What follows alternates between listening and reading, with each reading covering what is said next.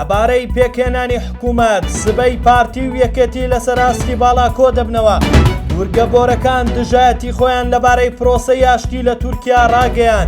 بۆ یەکەم جار لایەنێکی ئۆپۆزیسیۆن ئامادەی خۆی بۆ چوونە ناو حکوومەتی هەرێم دەربڕی. هیوا گەیلانی ئەندامی کۆمیتەی ناوەندی پارتی بە میدیای نزیک لە حیزبەکەی ڕاگەیاندووە سبەی دووشەممە پارتی دیموکراتی کوردستان و یەکێتی نیشتیمانی کوردستان لەسەر ئاستی باڵا کۆ دەبنەوە و لە ڕۆژانی داهاتووشدا پارتی سەردانی لایەنە سیاسیەکانی دیکە دەکات. هیوا گەیلانی دەژڵێت هەموو هەوڵێک دەدەن بۆ ئەوەی کابینەی نوێی حکوومەتی هەرێمی کوردستان پێک بهێنرێت چونکە لە ڕابردووشدا نەرمیان نواندووە بەڵام یەکێتی ناتونەتە پێشەوە. ناوبراو ڕوونیشی کردەوە پارتی مەبەستێتی دوو پێیان بەلایەنەکان بگەێنێت.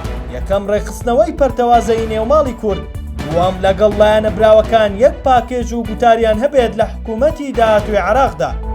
باگوێرەی راپۆرتێکی ڕۆژنامەی جمهوریەتی تورکی شەپۆلێکی ناڕەزایەتی لە نێو گەنجانی پارتی بزوتنەوەی نەتەوەیی سەری هەڵداوە دژی پرۆسەی ئاشتی لەگەڵ پەکەکە. ئەمەش دوای ئەوەی وەفدێکی پەرلەمانی سەردانی عەبدوڵڵا ئۆجەلانیان کرد لە زیندانی مراڵی. ڕۆژنامەکە ئاشکرای کردووە گەنجانی گورگەبۆرەکان باڵی چەکداری مەهەپەن لە هەڵوێستی سەرکردایەتی پارتەکەیان بەرامبەر بە پرۆسەی چارەسەری نیگەران و سەرەڕای ئەوەی دەوڵەت باخچەری دەستپێشخەری بۆ چارەسەری کردووە.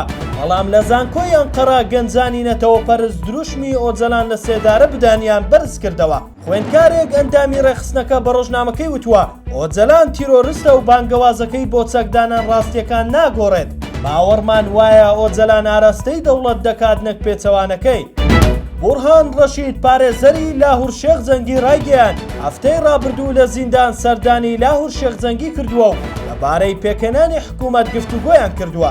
بە گوتەی پارێزەرەکەی لاهور شێخ جەنگی پێشنیازی بۆ بەشداریکردن لە حکوومەت کردووە بە مەرجێک ئەنجامی گفتوگۆکانیان لەگەڵ پارتی بەدڵ بێت. ئەگەریش دانوستانەکان لەگەڵ حیزبەکە باش نەبوو با بەرەی گەل نەچێتە ناو حکوومەتەوە.